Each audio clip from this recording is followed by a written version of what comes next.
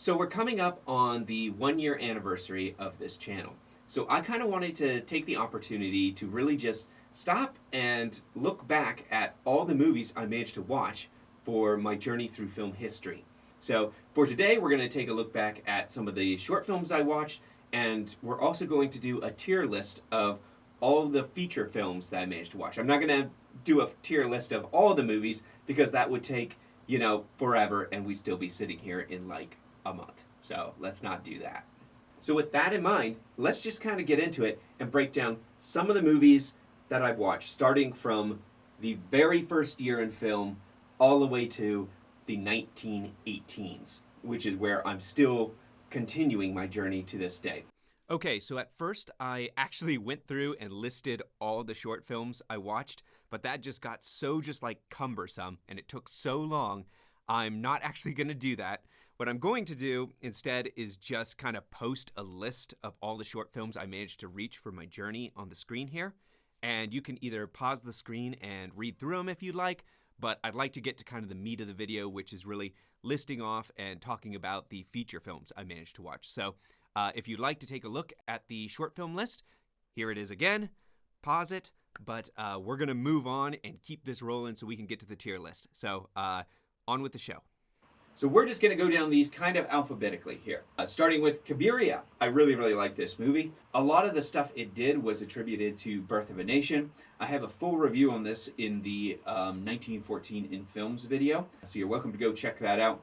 I considered it to be a very good movie that unfortunately has kind of been overshadowed by stuff like Birth of a Nation, despite its many contributions. Cabiria, I think we're going to go a nice solid little A on. Now we'll put you in S. S tier.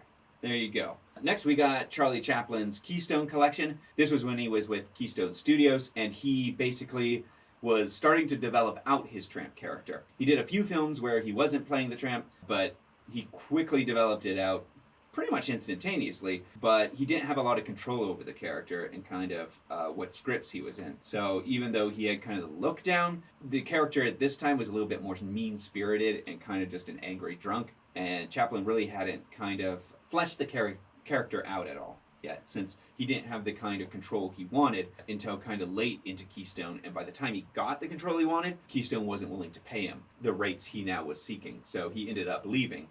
Which is why most of his better tramp shorts are kind of in the later years with the other studios. It's Charlie Chaplin. I mean, he's still remembered for a reason. I would say this isn't as refined as his other works due to his lack of control. So it's going to go solidly in the B category here. Next is Cinderella from Mary Pickford. This movie's probably most well known for Walt Disney's connection to it, because he made his own Cinderella, and it was this movie that really inspired him to make that film. And you can see a lot of the narrative structure was kind of almost taken from this one. But past that, it's not all that interesting of a movie, to be honest. Pickford's charming as always, but it really doesn't have much to offer. And George Méliès actually did his own Cinderella before this, and I consider that to be a lot shorter and actually a lot more interesting, and it has better effects. It's just a better package than this one, which is a little bloated and honestly just kind of forgettable. So it's going to go solidly into C here. Gertie the Dinosaur, Winsor McKay again. Like I said, he was a very influential early pioneer of animation. This one with the dinosaur and how he animates everything, it still looks really great today. He added footage of also how he did it, so it's almost like kind of a documentary attached to kind of that thing. And he's kind of very playful with it and stuff. So it's a great movie and a great look at film history. I would recommend most people who are interested in animation and stuff to check this one out. It's an interesting look. Judith of Bethulia. This was the feature film debut for D.W. Griffith, so it was first full film. It's decent. It's fine. I would say that it lacks the big scale of his later films like Intolerance or even Birth of a Nation or his Hearts of the World. It was him still really trying to find himself as a filmmaker and stuff, but less racist than Birth of a Nation, so it's got that going for it, at least. So with that in mind, it's an interesting look at a pivotal director, so I'm going to put it into the B category here. Next, we got Roscoe Fatty Arbuckle shorts, his early ones. Roscoe Arbuckle is well known for both his relationship with Buster Keaton later in his career and also the massive scandal that destroyed his career. And we'll probably get into the history of Arbuckle in a later video. I will probably dedicate a whole one to him. For these early ones, it's pretty basic. They're usually just kind of making fun of how fat he is and clumsy, lots of pratfalls, that kind of stuff. So it's not the most interesting stuff, but he was an early figure in cinema, and he was one of the most recognizable actors and directors working in the early days. So even though his personal movies don't really speak to me that much, and I don't find them as interesting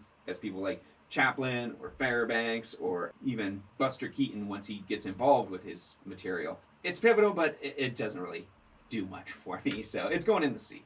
Tess of the Storm Country. We covered this on the channel. You can go check out the full review. But the basics are that Edwin S. Porter was reaching the end of his career.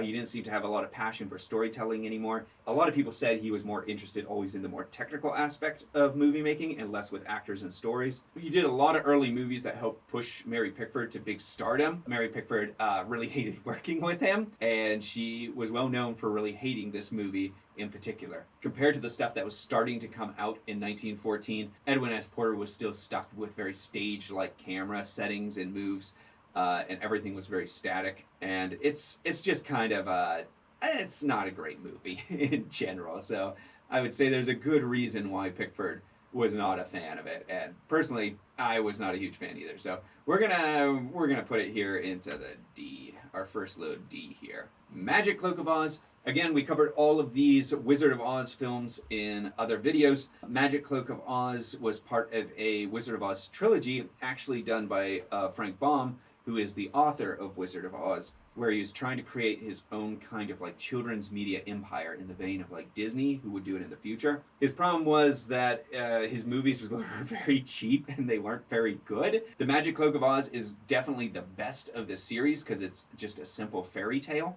which makes it fun. Well, maybe not fun, but easy to follow in its simplicity, which is the best part of it, even if it's still extremely cheap. And it's the most removed from the Oz story, so it stands on its own the best. For that reason, we're going to be generous and give it that C.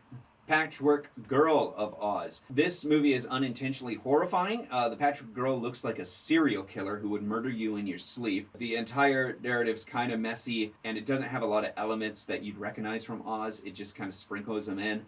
It's extremely cheap. In fact, it's probably the most cheap looking out of all of them. So, sorry, it's going into D here. Scarecrow of Oz. This one probably has the most recognizable elements from The Wizard of Oz. So it has all the characters you know. It's got Tin Man, Lion, Scarecrow, Dorothy's even in it. It doesn't really explain how she got back to Oz or anything. The big weird thing is that Frank Baum didn't base any of these on his first book, which would have made sense to people. It relies instead on people already knowing the story, which makes these very confusing for anyone who doesn't, and they're just kind of discombobulated, I guess is the best way I can say it here off the top of my head. But this one, it just meanders.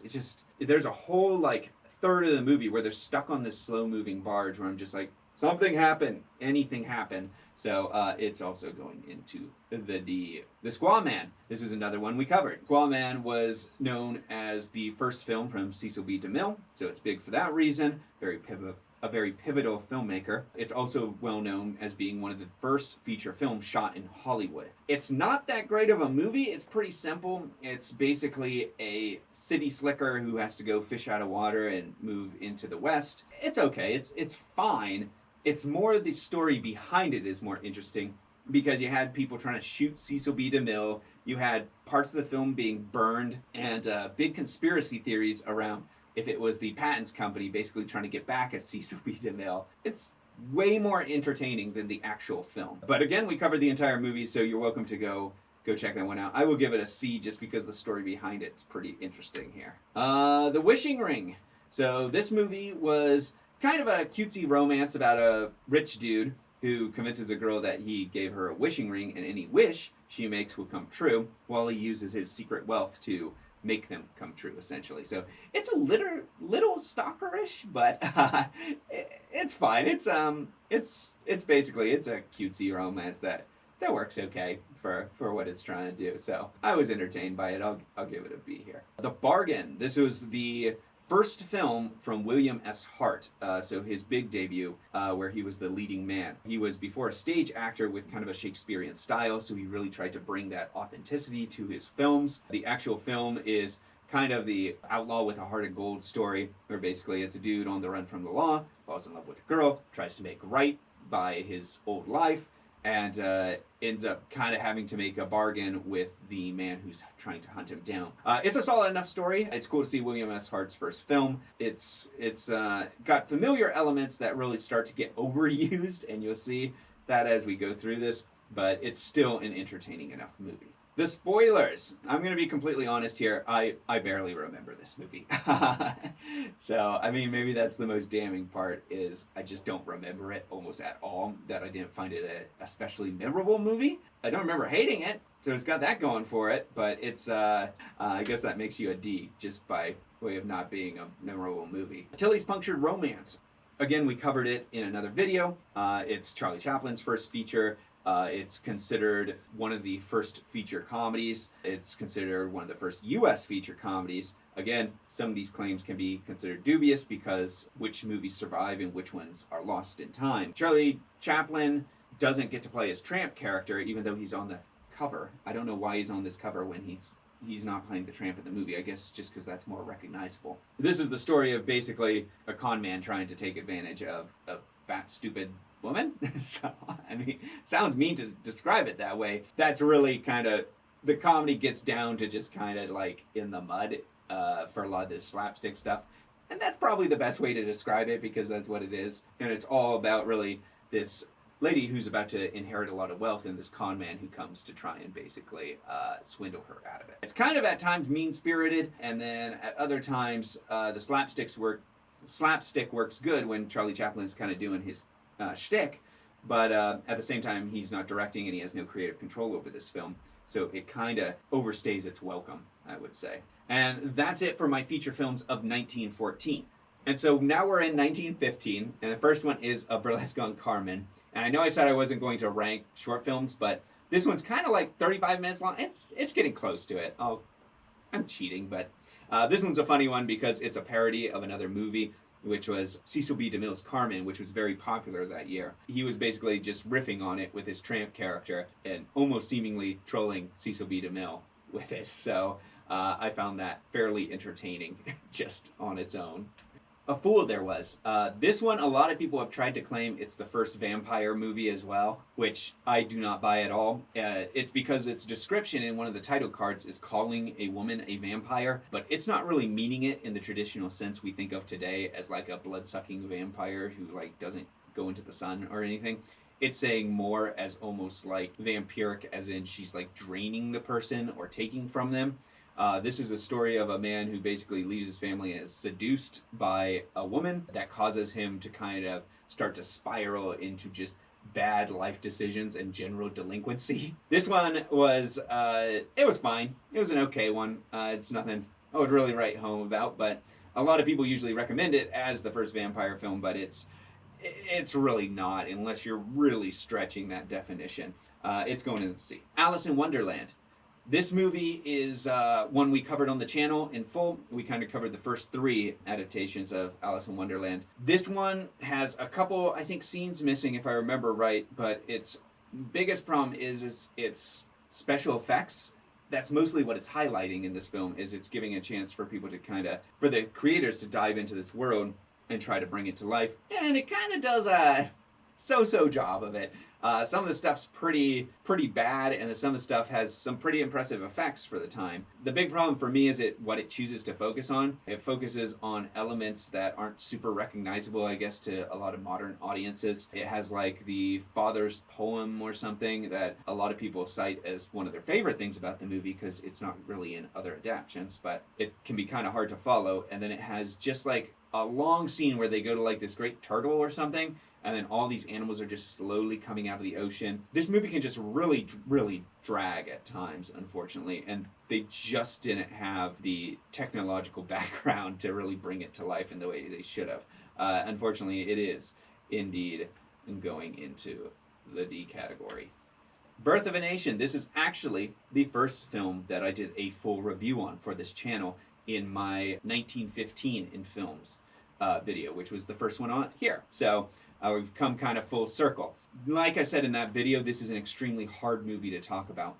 And it's difficult because it shows off just like so much of the ugliness of American history in terms of our history with slavery and all of that. But at the same time, it's also one of the most pivotal films in pushing new film narrative techniques. And it was a massive, just big blockbuster. You could argue that this is the true first big blockbuster. So despite the fact that it's just drenched in kind of awful racial history, it just makes it a tough movie, both to talk about and rank. It's still an extremely important movie, I think, because people should remember the past and the bad, and they should remember how things kind of came into existence as well, but it makes it pretty tough.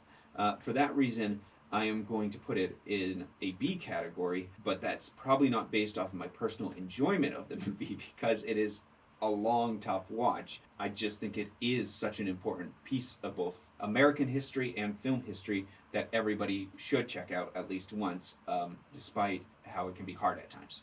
Carmen. This was the movie we were talking about before. Carmen was Cecil B. DeMille's first, perhaps, really big hit. This was an extremely popular movie, which was why Charlie Chaplin even did a parody of it. This was an extremely popular story it was adapting, and Carmen would be readapted like about 100 more times here. So it'll probably pop up again eventually. For this first attempt, I actually didn't know the story at all. The story engaged me, and I found it entertaining to kind of watch this kind of gypsy woman seduce a soldier, and she ends up just getting completely wrapped up in this almost tragedy of a romance with this guy who's just gets so smitten with her that he's willing to really go the extra mile, so to speak. It was solid. It was a solid first adaptation. Charlie Chaplin's SNA collection. After Keystone wouldn't pay him the amount he wanted, he ended up switching teams over to SNA. And SNA is really where he was starting to build up his character for the Tramp. He was starting to sand off the hard edges on him, make him less of this angry, mean-spirited, just kind of delinquent drunk, turn him more into this lovable nuisance with kind of a heart of gold, essentially. Or at least maybe not a heart of gold, but a hopeless romantic, maybe is the better way to put it. So he really was starting to develop out this character more. He got to direct all his movies with him, so he really got to develop as an actual filmmaker.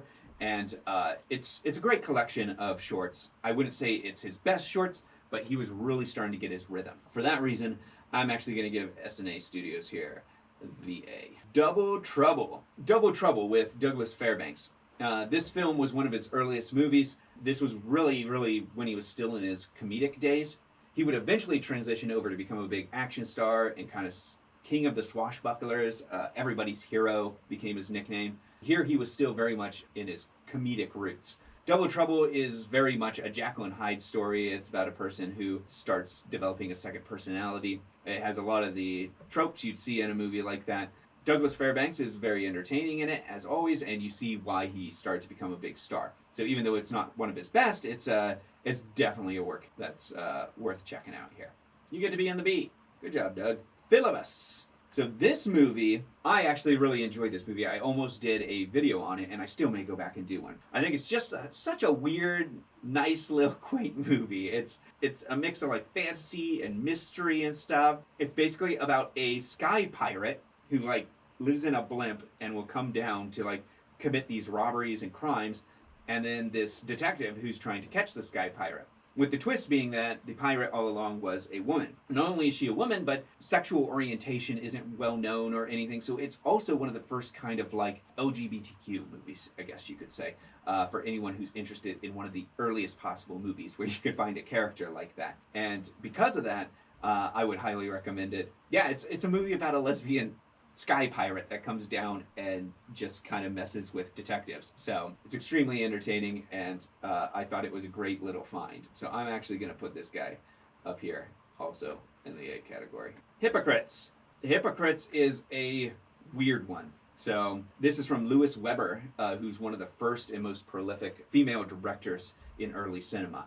And this one really was trying to play with kind of non-traditional story types, where a lot of narratives were starting to get a feel for continuity editing and structural editing in order to tell a story. She, in this film, was experimenting more with kind of like surrealism. Because of that, it makes for a very odd watch. It's also very well known for having extended like nude scenes in it, which caused a huge just uproar when it first came out. And there were like boycotts led against this movie. Basically, it was hard to get anyone to actually go see it or screen it. The fact it's still around and you're able to watch it, it's worth seeing. Again, it's a tough one for me. I don't really like this kind of surreal films, so it's in here, but also the director is kind of trying something unique and different. I'm kind of between B and C on this. For me personally, though, it's not a movie that really grabbed me that much, so I'm actually going to put it in C. Les Vampires. This is one of the famous film serials, and I'm not doing many serials on this channel because they just take forever. They're closer to television because people basically went in and they watched them on a weekly basis in the theater, but they were still very episodic. I did want to watch this one, though, because it was very famous. It was very influential on certain filmmakers like Alfred Hitchcock. Again, not actual vampires in it. The vampires are more kind of like a crime syndicate with Irma Vep being kind of the main villain in it.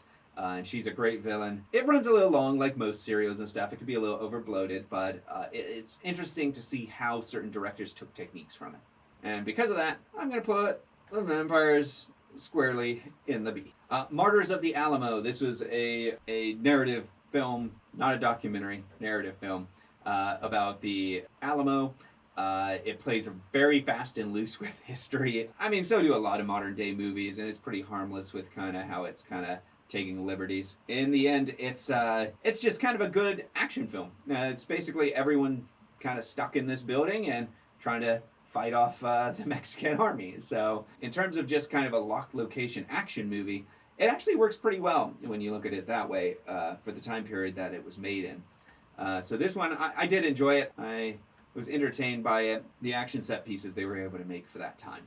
The Italian. This is another one I'm thinking about doing a video on. Maybe I will, maybe I won't. We'll see. It's just all... I have to really determine what I spend time on for the channel. It's not my full-time job. So it's... The Italian, though, was really, really great as a look at a kind of disillusionment at the American dream in even the 1910s. About an immigrant who comes over to the U.S. hoping to find a better life and stuff. Instead, what he finds is a lot of tension there. He's having trouble kind of getting a job and stuff. His family gets destroyed. Really key in it is it's just got an amazing central performance. One of the best performances of the silent era, in my opinion. One of the few great extreme close-ups on actor's face from that time period of just his mental torture is an iconic image, I think, that not enough people know about. Anyways, I really did enjoy this one. This one's going squarely in the A category here. This is The Lamb. This was Douglas Fairbanks' first feature film. This one's fine. It's okay. It really doesn't know how to play to any of Douglas Fairbanks' strengths yet. His big thing is that he was able to do action, comedy, and romance really, really well. And this film, even though it's interesting to see kind of how he found his roots, it doesn't really kind of fully embrace him as an acting talent yet. His role basically in this could have been played by anyone. It doesn't really have his spark or personality to it, is the biggest flaw. But it is interesting to see it for just kind of seeing a legendary actor start. And that's its main worth, probably. For that reason, it's going squarely in the C. The Raven. So this is the adaptation, of course, of the Edgar Allan Poe. It's an adaptation of Edgar Allan Poe's work. This one is another one I honestly just don't remember that well. I remember watching it, but it's kind of faded from my memory. So whatever it was, it didn't stick with me that well. And if you're not memorable enough for me to remember, that's kind of a bad sign. So unfortunately, you're going squarely in the D. The Regeneration. So The Regeneration was an interesting one, mostly because it's almost exactly like West Side Story, but in 1915. So it follows a lot of those similar like plot beats. Of course, it's taking inspiration as well, likely from Romeo and Juliet.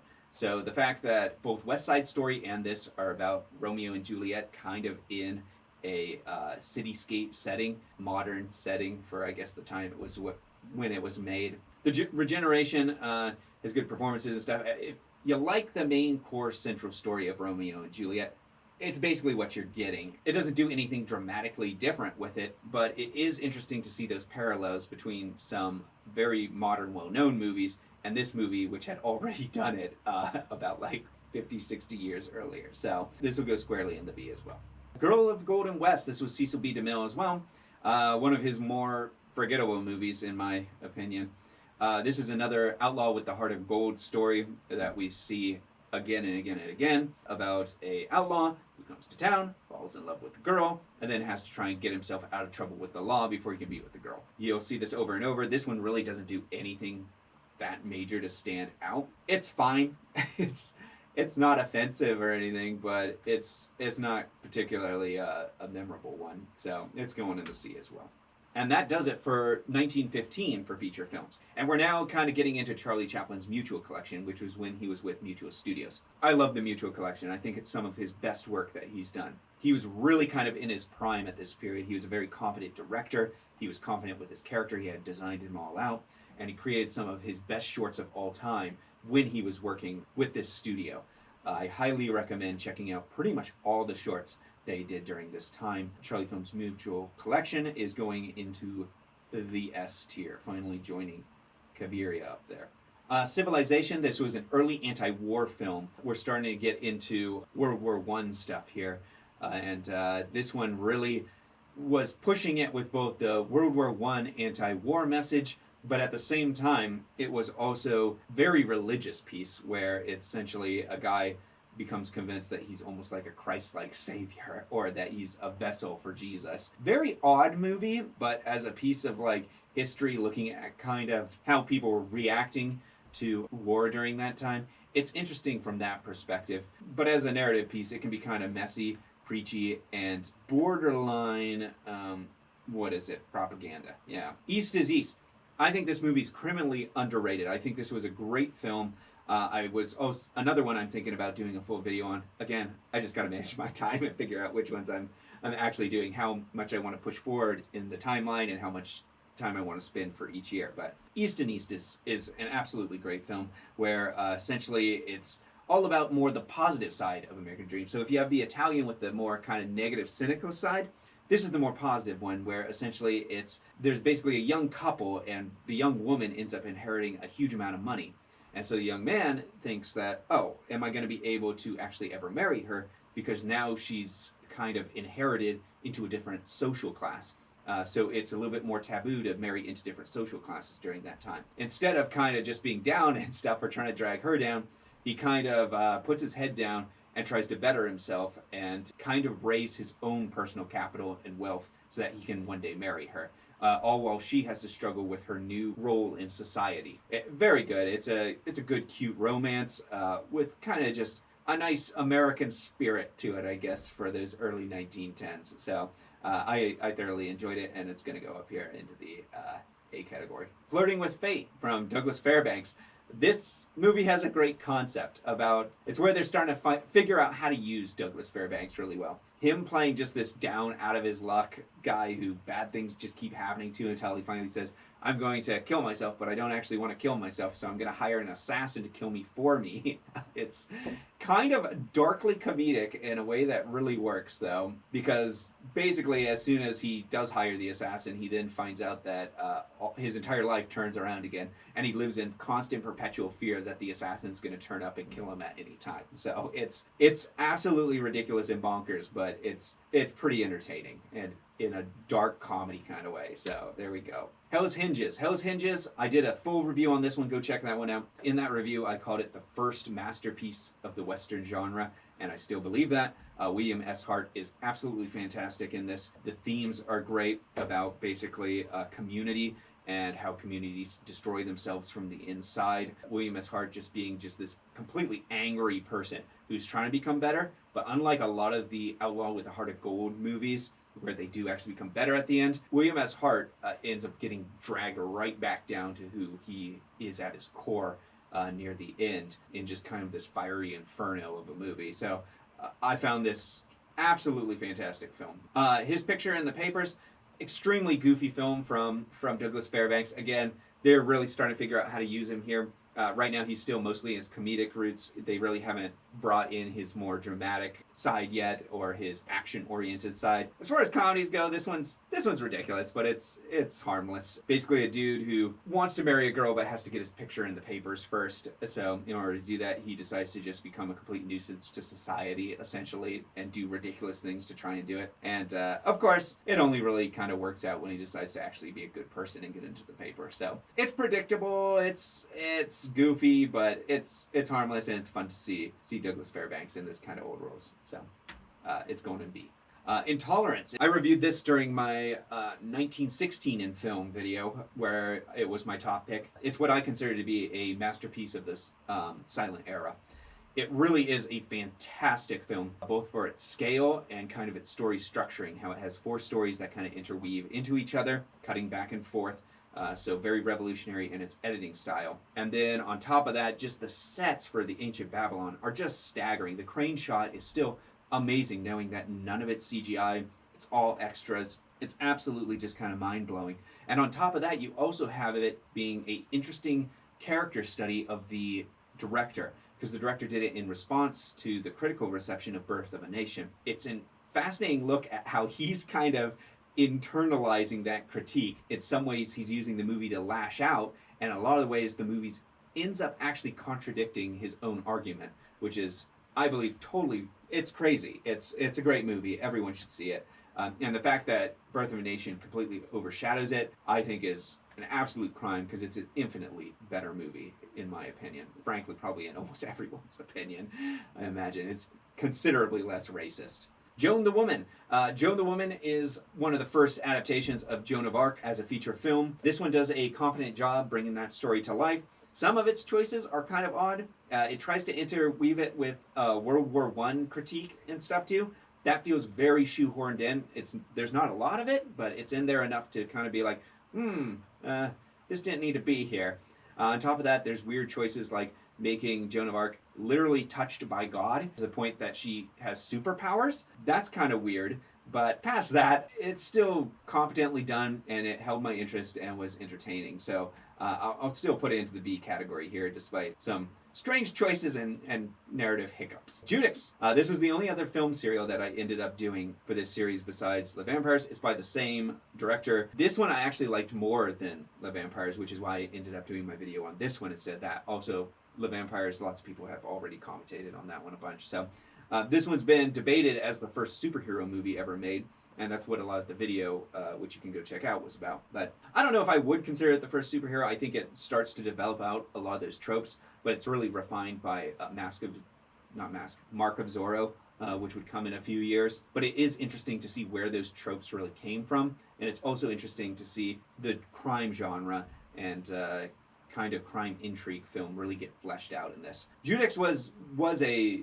entertaining serial, even if it still has the big problem to me of being overly bloated and overly long, which is my issue with almost all film serials and why I really don't review them that often. Sherlock Holmes. This is the first feature film of Sherlock Holmes, or at least the first surviving one that you're able to watch.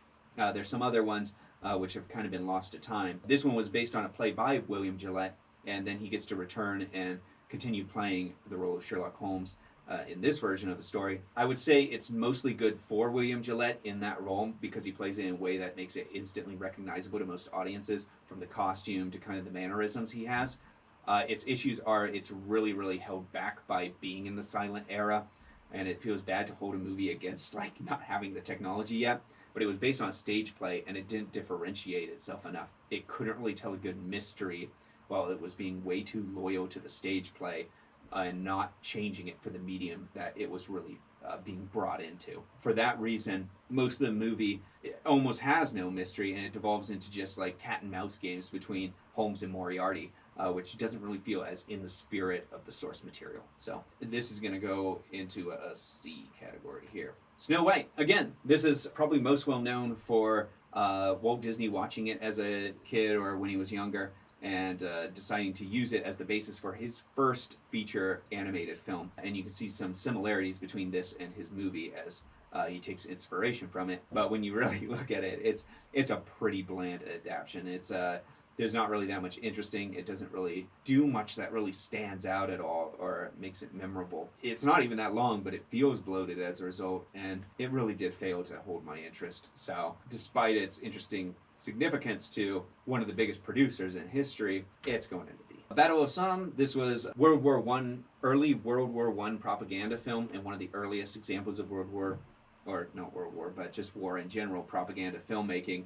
Even though it is very, very strongly propaganda, is also an archive of some of the best World War One footage from the actual trenches that you can find. So even though the documentary film style may leave a lot to be desired, the actual footage has a lot of historical value to it. It was also a massive success for a film at its time. So for that reason, I'm going between these two. I think I will put it in the B because I think that historical archive footage does hold a lot of value, even if the techniques weren't all there yet. Mystery of the Leaping Fish. This one is well known as Douglas Fairbanks' most hated movie that he ever made, and for good reason, I would say. It is a loony film that may be one of the early examples of so bad it's good. This is a short film, so it's one of the few short films I'm ranking here, because it's just worth pointing out. From his stupid costume to just it's crazy. It's just complete lunacy.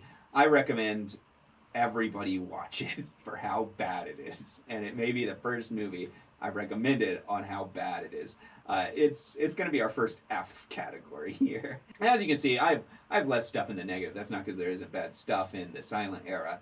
It's just I'm going out of my way to watch mostly the good stuff from the eras. So it will always be kind of more weighted, hopefully, from the C range up, but we'll see about that. Where Are My Children? This is a very interesting and fascinating movie. It is basically, again, by Louise Weber, so one of the most influential female filmmakers. It was right after Margaret Sanger had been arrested for contraceptions, so it was basically a response to that case. And she really tried to tackle, for that time period, reproduction education, reproduction rights, and also the topic of abortion is a huge one. So it's kind of taking all those topics, and it can be either seen as anti-abortion propaganda, or it can be seen as a legitimate story worth telling, kind of depending on your perspective. My personal thing is I personally found it really fascinating for its time period, for how kind of they were approaching this topic and this debate, and also the fact that so little has actually changed between when this came out in 1915 or 1916 we are now, when this came out in 1916 in the modern day. So little has changed. It's a little depressing, but it's also it's an interesting look at a pivotal topic for our time and for that time. I'm going to put it into A. I think it's more actually, for narratively, it's more a B, but as a fascinating piece of kind of historical content, I'm giving it an A here. And that does it for feature films from 1916. 1917 here, A Man There Was. This one I thought, this is from Victor Holstrom. I always get the pronunciation wrong. Victor Holstrom. This one is a great tragedy about a dude who returns home to his family and such. Then wartime hits. He's struggling to get him fed, and he ends up a prisoner of war, essentially. And what happens afterwards is his life falls apart, and he has to decide if he's going to take revenge on the person he basically blames for everything. So it's a great tragedy. The cinematography, as always, from this director is very stunning for its time and really captures the essence of the poem it's adapting. It's a really solid one that I'd highly recommend. So I'm going to put this guy in the A. Modern Musketeer. This is another comedy from Douglas Fairbanks, another one of his early comedies, about one of the three musketeers being reincarnated into the modern day, and basically just being this over-exuberant kind of menace who has to learn how to be more of kind of a hero, despite everyone not taking him seriously, because he's kind of crazy. Douglas Fairbanks gets the dual role of getting the flashbacks as the musketeer, which is him starting to get into his more swashbuckle kind of phase, as well as him getting to play off it as just kind of the crazy reincarnation of the character. So it's entertaining, fairly harmless, not one of Fairbanks' best, but not one of his worst. It's a solidly in the middle movie from him. A Poor Little Rich Girl. This movie we covered on the channel when we covered the history of Mary Pickford, possibly one of the highest grossing movies of 1917. The movie itself it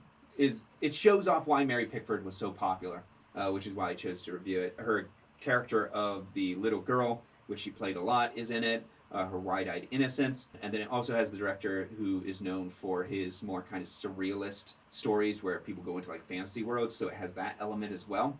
Even if it's only about the last 20 minutes or so. In terms of a rounded package, it's an entertaining movie that shows off Mary Pickford's main appeal, especially in the 1910s. So I would say it's worth watching for all of that. Bucking Broadway, this is one of John Ford's first films. I don't think it's his first one. I think some of them have been lost, his earliest ones. His early movies, both this and Shooting Straight, I think their stories are kind of rough around the edges, and his characters can be kind of flat archetypes. What's interesting about them is you're really starting to see John Ford come into his own in his early use of space and setting. And that's the big thing that he was still getting into at this time. He'd have an amazing career. I think his early movies were still him very much trying to find himself as a filmmaker.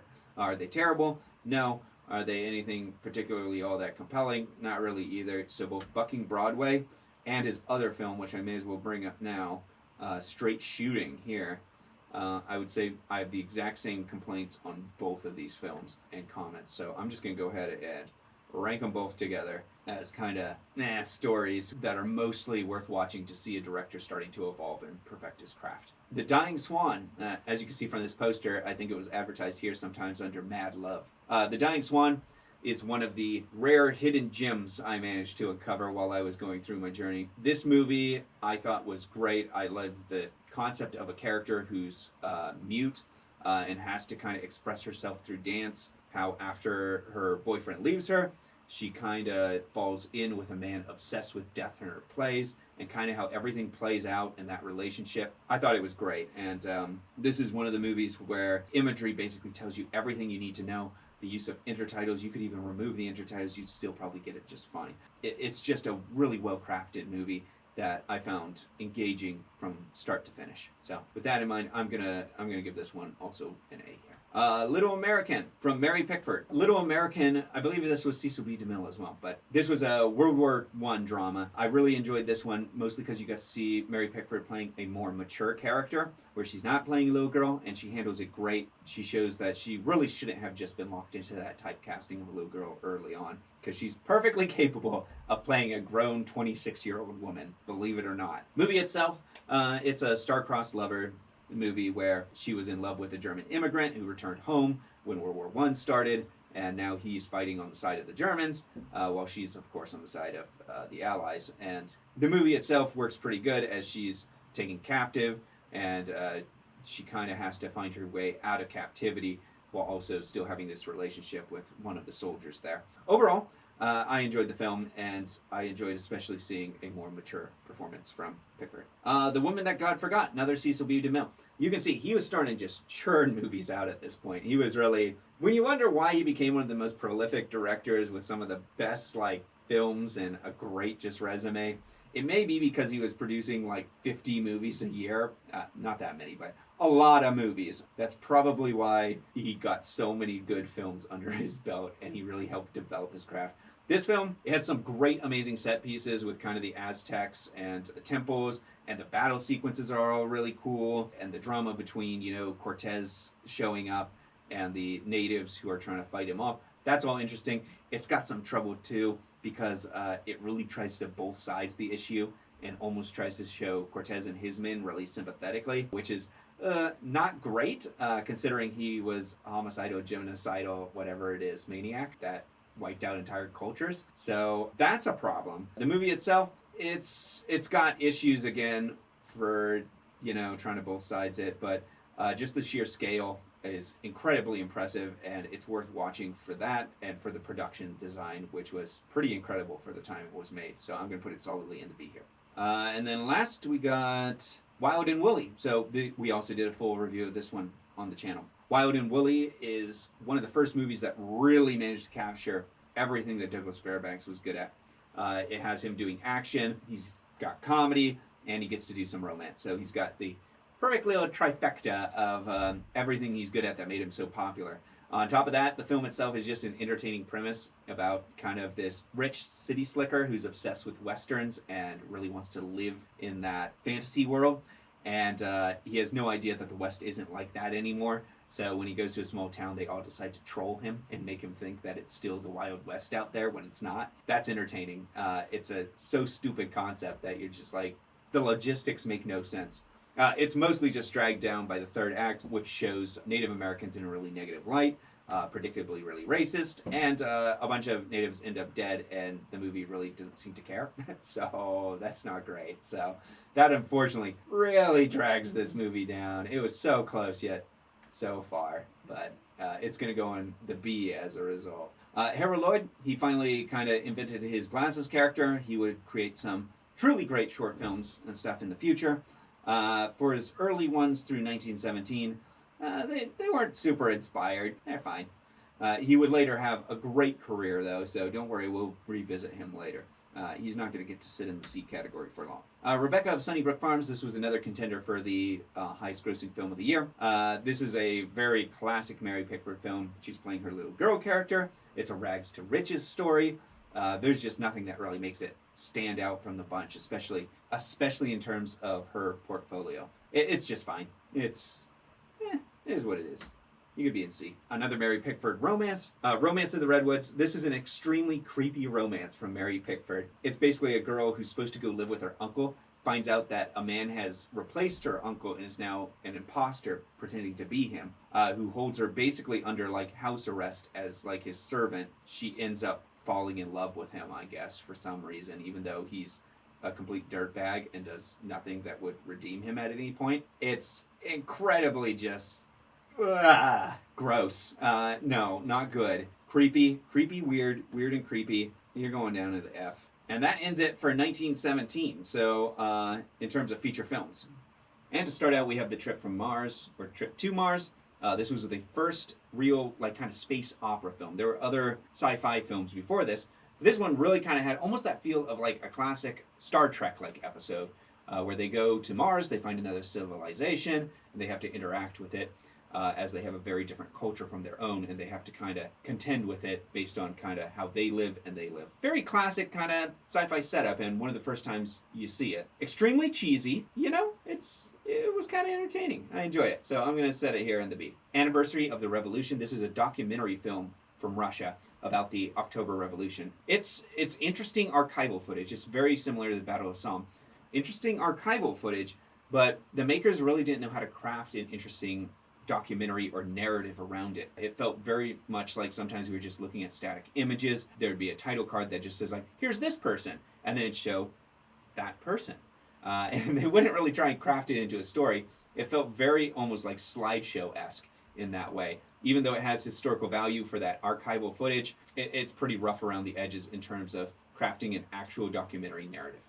Blue Blazes Rawdon. This is another one from William S. Hart. Again, he's playing an outlaw character, but this time it's unique because he doesn't have a heart of gold. He's just a scumbag. He ends up killing a man, and when his brother and mother come in, he ends up trying to con them into thinking that he was good friends with him and he's a good person, mostly to win the old lady's motherly love. Which is, it's pretty, he's a dirtbag, and he never really gets away from being just this outright dirtbag. But it is an entertaining movie. It's short at only about 50 minutes, but well worth a watch in my opinion, especially for William S. Hart's performance. Then we have Charlie Chaplin's National Film Collection. I haven't worked my way through the entire collection yet, but the stuff I have seen, it's fantastic. I mean, you've got Shoulder Arms in there, you've got A Dog's Life, which, I mean, it's a boy and his dog with the tramp. I mean, it's great. And then you've got, of course, The Kid. So some of his best work is in here, and I look forward to getting to continue to explore his stuff. But just for the movies I've seen, I mean, come on, it's got A Dog's Life and The Kid in it. It's going in S tier again. There's a reason why Chaplin was a legend of the silent era. Is he knew his craft. Father Sergius, I believe this was based on a story or something. This is a pivotal piece of Soviet filmmaking about a rich man who finds out that his fiancée is actually in an affair with a Tsar, and as a result, he decides to become a holy man and retreat into the wilderness. It's an interesting character piece. The actor does a really, really great job. It can drag a little bit in the middle, but past that, it is a great early character piece that I would recommend. I'm fluctuating between A or B on this. Screw it. I'm going to put it into A. So this is Hearts of the World from D.W. Griffith. Again, this has got his signature stuff in there. Big scale battles and kind of an epic feel to it. It's set to World War I, so it does kind of lean at times a little close to just being outright propaganda, but it has enough of a story there about kind of people holding the line against the Germans while they're close to their home village, and the home village eventually having to deal with invasion and occupation. So it works, even if it does lean close to feeling like just outright propaganda at points. But it's a solid enough movie from D.W. Griffith. I Don't Want to Be a Man. I saw a lot of people like praising this movie, saying that it's like very LGBTQ positive, and I'm like, is it? No, no. I think you're reading too much into it, because this film, it's got a star who's very likable and charismatic in it, but this movie is so problematic by the modern just like metrics that it's hard to wrap your head around. So it's about a girl who thinks her life's really hard because she's a woman in the 1910s, which she can't vote. She's forced to just do housework all the time and stuff. So she decides to disguise herself as a man. When she disguises herself as a man, she learns of all the men's hardship. This is the film's argument. Their hardships include having to stand on trains and having to party too often, which gives them a hangover. And it's just like, oh no, poor you. It's basically, its argument is so stupid. And then on top of that, it's extremely like homophobic. People who say that it's like positive, it's not. It's making fun of it and basically inferring that two people are gay for comedic effect. So highly homophobic. And then on top of that, her guardian, because she's supposed to be like a young girl, like 16. Her guardian, like her stepfather, basically ends up like making out with her and trying to marry her at the end, or inferring that he's going to marry her. Yuck, ew, gross, and no thank you. You're going into F. It's nope. Mickey from Mabel Normand. This was the highest grossing film, and I will do a video on this one eventually. Also going into Mabel Normand as both an actress, director. She was very, very influential in early days of cinema. Charlie Chaplin's first tramp character appeared in one of her earliest movies. This film is one of her features. She kind of has a tragic life, so it's worth looking into. I don't want to get too much into it because I'm going to do a full review on it here. It's a solid enough movie. Kind of, again, another rags to riches, but it's going to go into the C, and you can check out my review later to see why it is.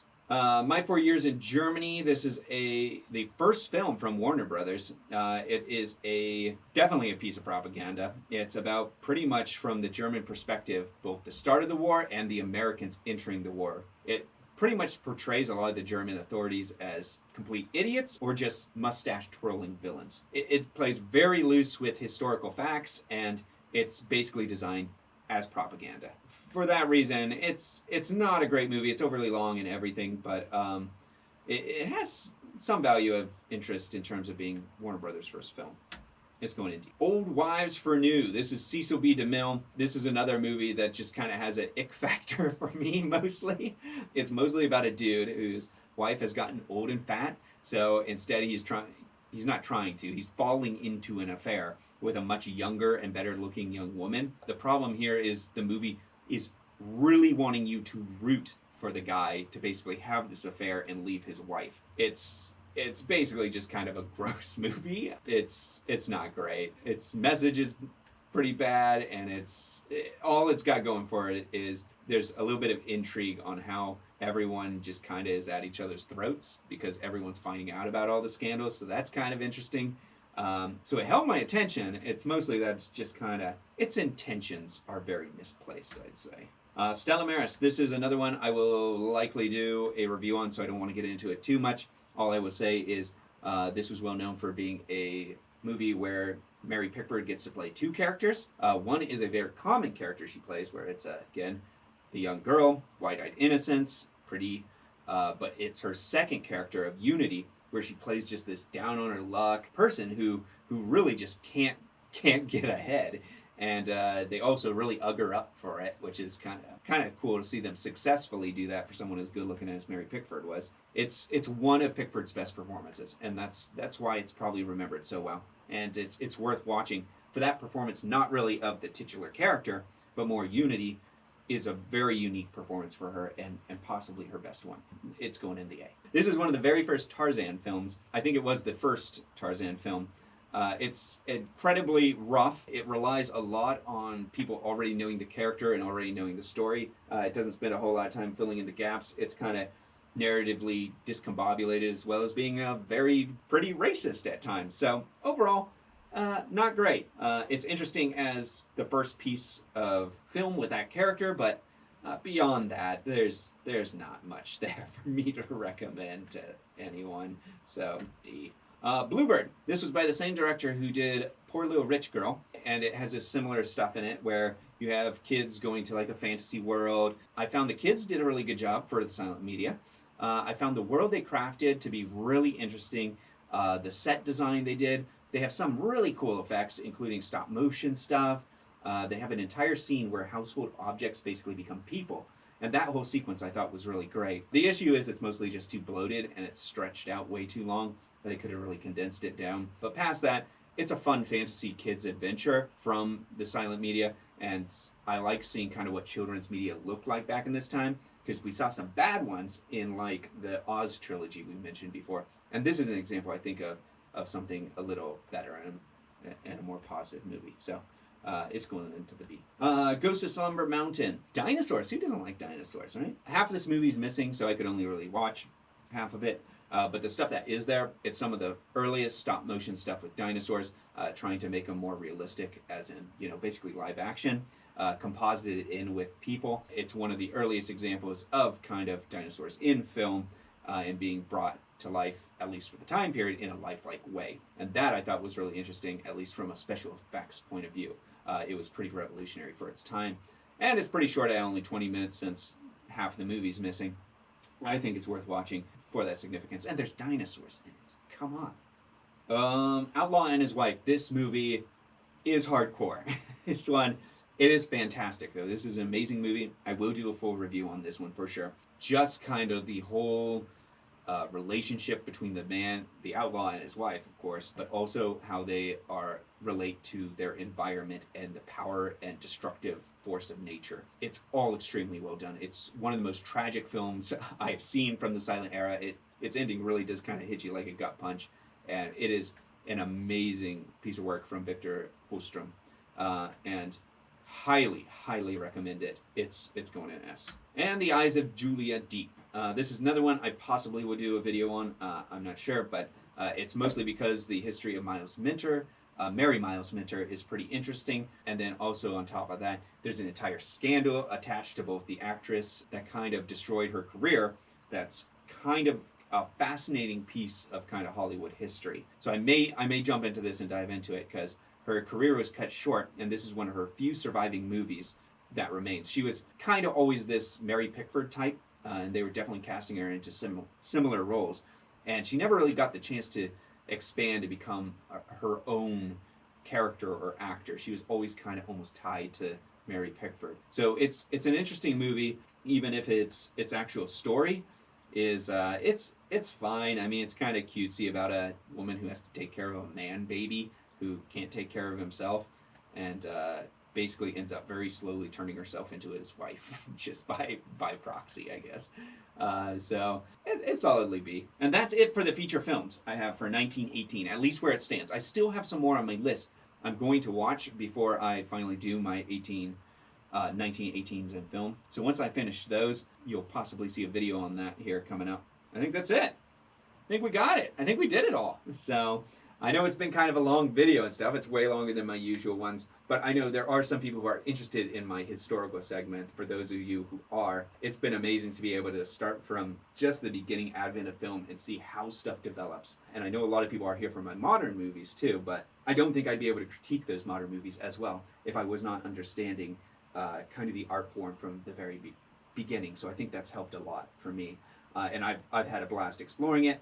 And I'm hoping to continue exploring it here in the future. So thank you for sitting in with me. I know it's been a long one, but if you're still around, thanks, and we will see you next time. Keep those reels turning. Thank you.